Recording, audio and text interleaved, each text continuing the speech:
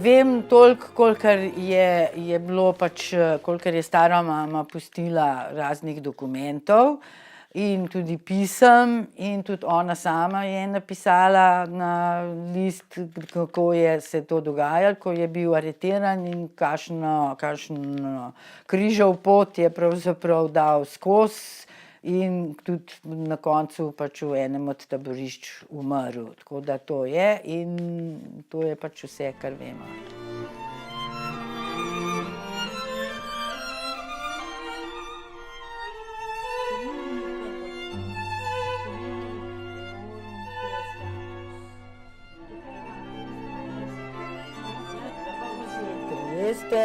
In lahko pa so pisali domov ti taboriščniki in je tukaj datum 4.6.43 je lahko pisal domov svoji ženi, se pravi moji stari mami, ampak v italijanščini je moral pisati in je Carissima Zora in tako naprej.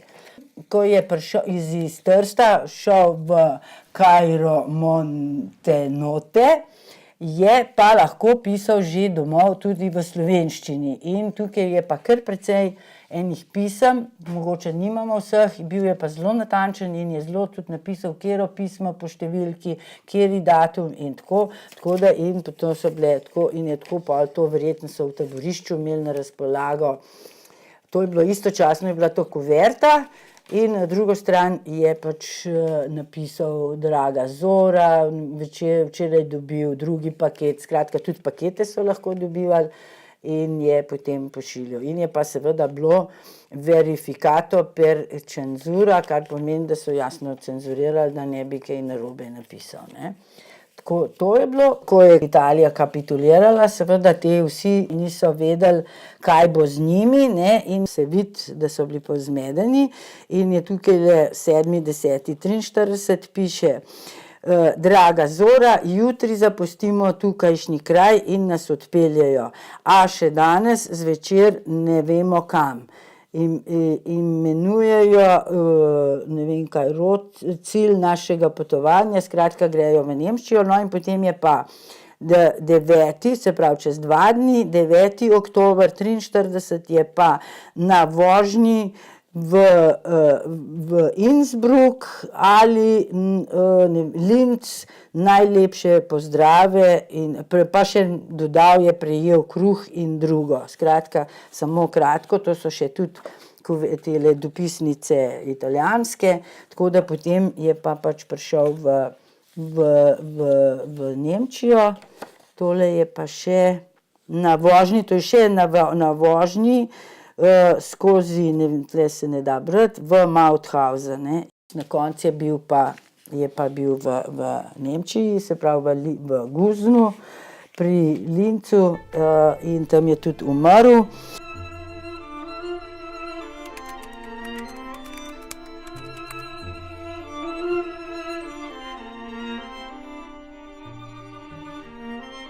Eni dokumenti so seveda njegova pisma ali razgledni oziroma dopisnice, ki jih je pisal, to predvsem iz italijanskega taborišča.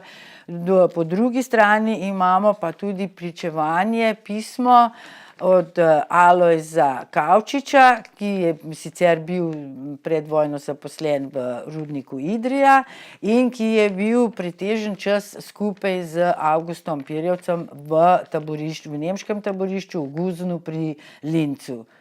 Alojz Kavčič je potem leta 1944 napisal pismo, ki naj bi bilo poslano, to zdaj ne vemo, ali je bilo res poslano ali ni bilo poslano, bratu Avgusta Pirjevca, Karlu Pirjevcu, in v tem pismu natančno popisuje, kakšne kalvarije so te ljudje v tem taborišču dali skozi in kako so jih mučili, pretepali in kako so potem tudi masovno v bistvu zaradi premalo prehrane, bolezni in vsega hudega umirali. In med take ljudi spada seveda tudi moj stari oče Avgust Pirjevec.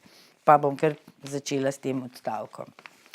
Glede na to, da sva bila ves čas internacije velika prijatelja in do njegove poslednje ure skoraj vedno skupaj, ter kar me je malo pred smrtjo prosil, naj popišem njegovo in naše trpljenje v taborišču, izpolnjujem njegovo željo.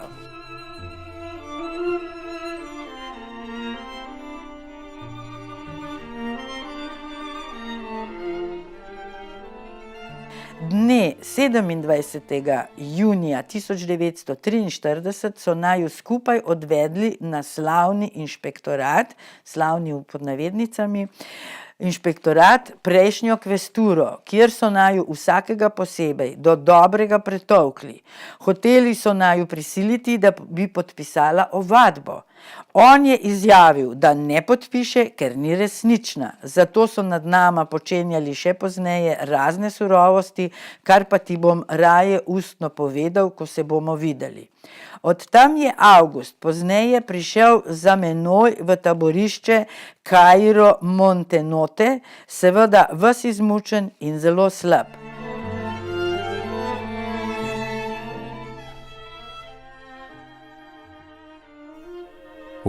Julij 1943.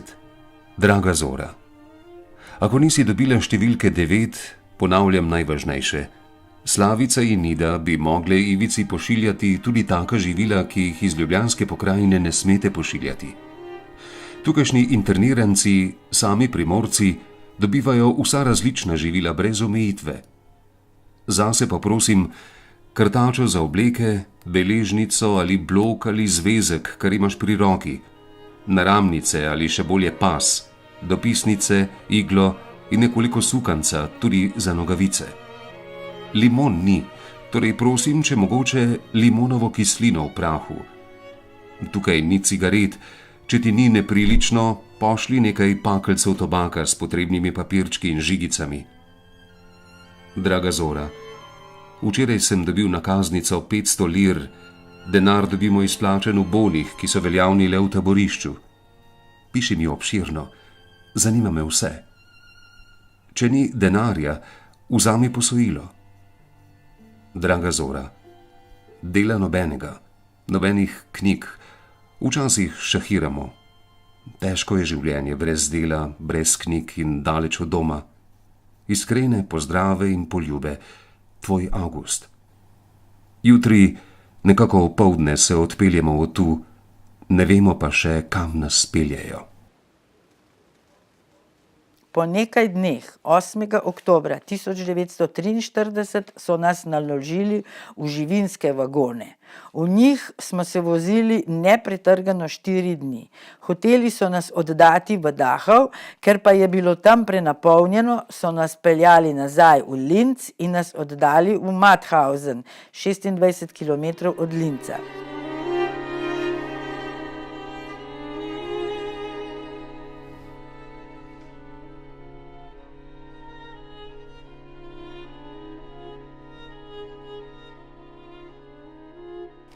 Ob 5. zjutraj smo morali vstati, na kar so nam dali lesene cokle in jetniško obleko, ter nas odgnali v 6 kilometrov oddaljeno drugo taborišče, imenovano Gusen pri Linzu. Tam smo padli v roke pravih razbojnikov. To so bili večinoma Poljaki. Prve dni so neznosno divjali nad nami. Morali smo stati na prostem, na pol nagi od jutra do večera in vsakdo izmed njih nas je poljubno pretepal ter grdo ravnal z nami. Vsakdo, ki je bil za vsako malenkost do krvi pretepen z gumijevko, in večkrat so nas na tleh še surovo brcali. To divjanje je trajalo prvih 14 dni, nato smo bili dodeljeni na delo. Tam pa smo bili pravi sužnji. Delali smo v kamnolomu, v katerem je bilo nad 10.000 žrtev zaradi pretepanja, mraza, lakote in bolezni. Drugi so delali nove barake, tretji pa razna rokodelska dela. Z vsemi so grdo ravnali. Avgust je bil določen za glavnega tolmača in prav dobro se spominjam, kako je tolmačil našim trdim kmetom, kaj so zahtevali od nas v taborišču, kako se moramo ravnati. Še brž, ko se je pokojni, se pravi moj staroče Avgust Pirjevec, zameril našim rediteljem, so ga poslali kot tolmača v kamnolom Kostenhofen. Tam je bil poveljnik pri delu Karl Fischer, Poljak cigan. Ta pokojnega ni mogel videti, kakor tudi ne njegov pomagač, Nemec, Otto Fouchenig.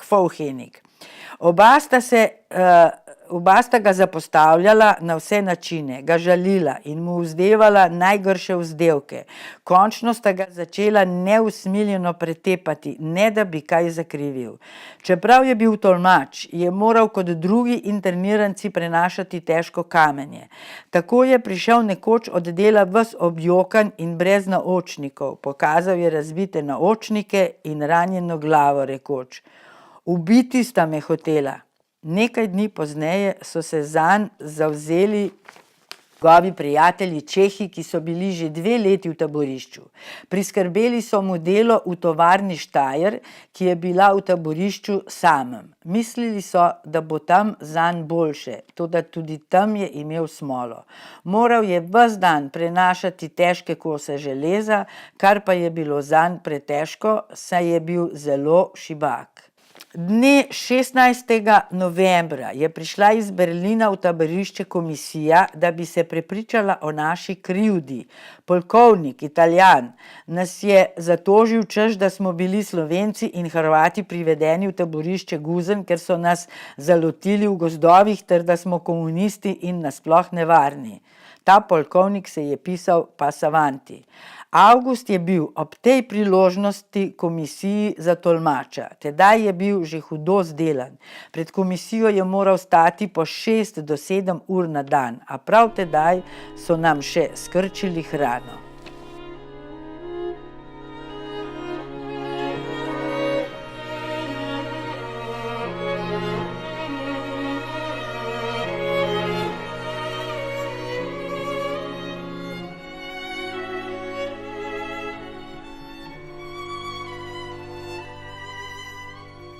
Zadnjič sem se srečal z Avgustom 14. decembra, ob 5. zjutraj. Bil je zelo izmučen in dejal mi je otožno: "Nimam skoraj nobenega upanja več. Od sinoči sem bil že 9. na stranišču. Vodo držim zelo težko in lahko sam vidiš, kako sem šibek, da motovilim kot vešča.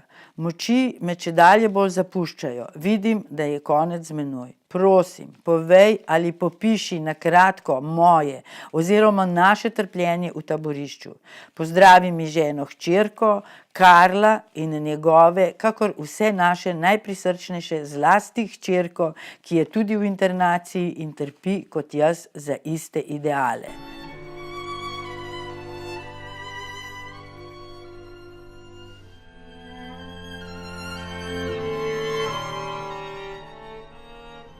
Pravzaprav toliko veliko nisem zvedla, ne. Vedela sem samo, da je bil bolan, da je težko, da ga niso dobesedno umorili, kot so veliko, ampak da je pač umrl od svoje bolezni, od utrujenosti, od prehudega napora in vsega tega, kar je bilo. Se pravi, tako rekoč naravne smrti, ki je pač bila posledica maltretiranja, ne. Toliko sem vedela o njem, ne.